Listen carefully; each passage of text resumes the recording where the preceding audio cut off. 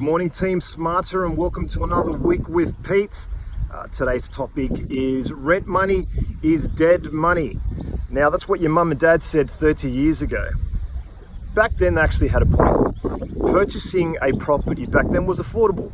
Rent money was dead money because the ownership of a property was pretty easy.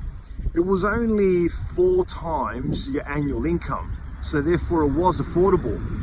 Now it's impossible. The median price of a home in Sydney and Melbourne is $900,000, so that's 8 to 12 times your annual income. Now guys, we're not going to live long enough to be able to pay off that property, so therefore that strategy doesn't actually work. So therefore rent money is not dead money.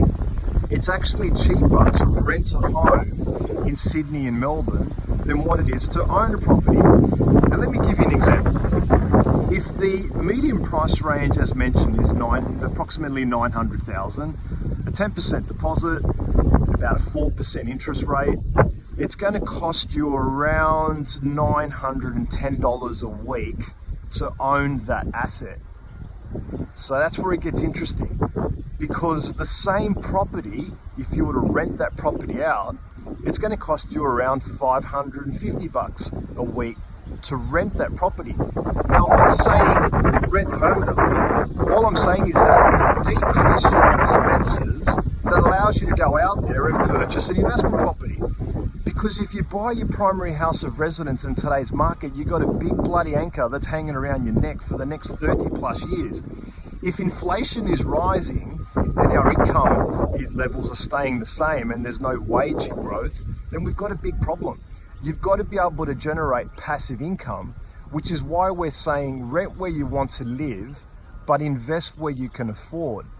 So if we go out there and rent that same property for $550 a week, it enables us to go out there and purchase an investment property. Now, if we're buying the right investment property, and let's say it's earning us a net profit of about $50 a week because we've purchased an income producing asset, that $50 now goes towards our rent. It doesn't go in your pocket, it goes towards your rent, because we need to be diligent in respect to how we invest. So now our rent, it's only $500 a week. If we multiply that strategy, if we duplicate that process, before you know it, we're living rent free, or we've got a decent passive income that's coming in, week out. So once we've been able to generate passive income, that's when you go out there and buy your primary house of residence. Because I know from a personal perspective, if I can generate $200-300 a week in passive income, then that's when I go out and purchase the primary house of residence, because that $300 a week is going towards my $900,000 mortgage. It's taking a bit of stress off daily life, and that's what's important. Now, a lot of people say to us, "Oh, Pete, this sounds really risky. I don't know about it. It doesn't sound right for me."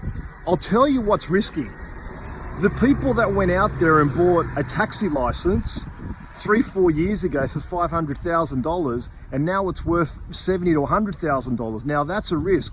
You ask those guys whether or not they would have preferred to purchase an investment property or a taxi license. I can guarantee you what's going to be the answer. So that's it for me. Have a great day. Hustle hard. See you next week. Thanks, guys.